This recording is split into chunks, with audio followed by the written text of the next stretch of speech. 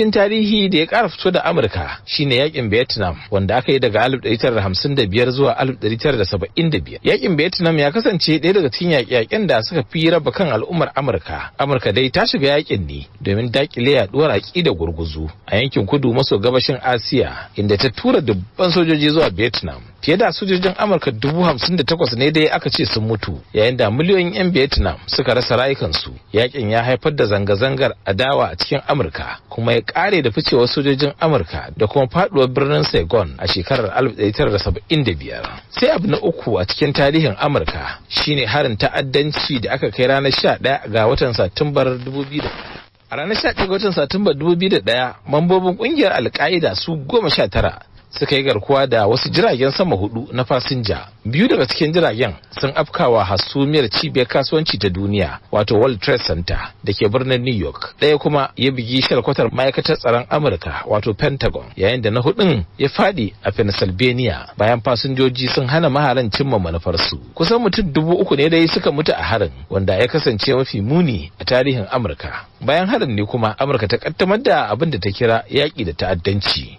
Amurka dai ta shafe kusan shekaru 10 tana farautar jagoran Al-Qaeda, wato Osama bin Laden. Amma sai a ranar 2 ga watan Mayun 2011, dakarun musamman na Amurka suka kai samame a Abbottabad da ke Pakistan, inda suka kashe Osama bin Laden. Abu na hudu shine yakin Iraki. A shekarar 2003, Amurka tare da kawayenta suka mamaye Iraki bisa zargin gwamnatin Saddam Hussein da mallakar makaman kare dangi da kuma kasancewa barazana ga tsaron duniya. Bayan mamayar ba a gano irin waɗannan makamai ba, duk da cewa an hamɓarar da gwamnatin Saddam Hussein. Yakin da ya haifar da rikice-rikice, tashe-tashen hankula da mutuwar dubban sojojin Amurka da ɗaruruwan dubban 'yan Iraki har zuwa shekarar 2006. Inda wata kotu ta samu Saddam Hussein da laifin cin amanar ƙasa ta kuma yanke masa hukuncin kisa, inda aka rataye shi a shekarar 2006.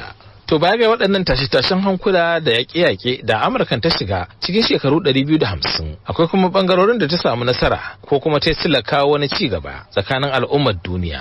Ɗaya daga cikin manyan abubuwan da suka fi ɗaukaka a tarihi shine nasarar da Amurkan ta samu na zama ƙasa ta farko da ta kai ɗan adam zuwa duniyar wata. A ranar 20 ga watan Yulin 1969, jirgin Amurka da ake kira Apollo 11 ya sauka a saman wata. Neil Armstrong ɗan ƙasar Amurka shine ya zama mutum na farko da ya taka kafarsa a duniyar wata.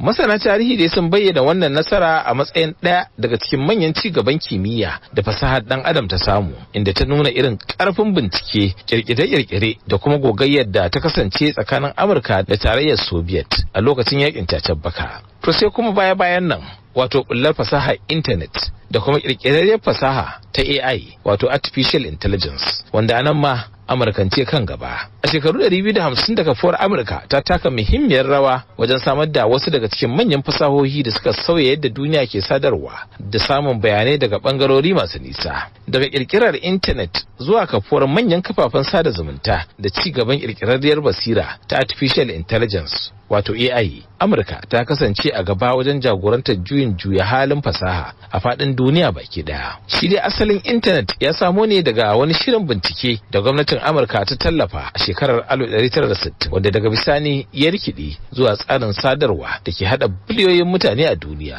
Wannan ci gaba ya bude kofar bunƙasar kasuwanci, ilimi, bincike da kuma sadarwa cikin sauki. Bayan haka, kamfanonin fasaha na Amurka sun samar da manyan kafafen sada zumunta. Daga cikinsu akwai Facebook da Twitter, wanda aka fi sani da X a yanzu, sai YouTube, Instagram, LinkedIn da sauran dandalin sada zumunta da suka sauya yadda mutane ke mu'amala, yada labarai da kuma gudanar da kasuwanci. A shekarun baya-bayan nan kuma ci gaban Artificial Intelligence, wato AI, ya sake sauya tsarin rayuwa da aiki. Fasahar AI na taimakawa a fannonin lafiya, ilimi, aikin jarida, kasuwanci, binciken kimiyya da sauran bangarori, inda ake sa ran za ta ci gaba da canja yadda duniya ke gudanar da harkokinta. Masana fasaha sun bayyana cewa kirkire-kirkiren da suka samo asali daga Amurka sun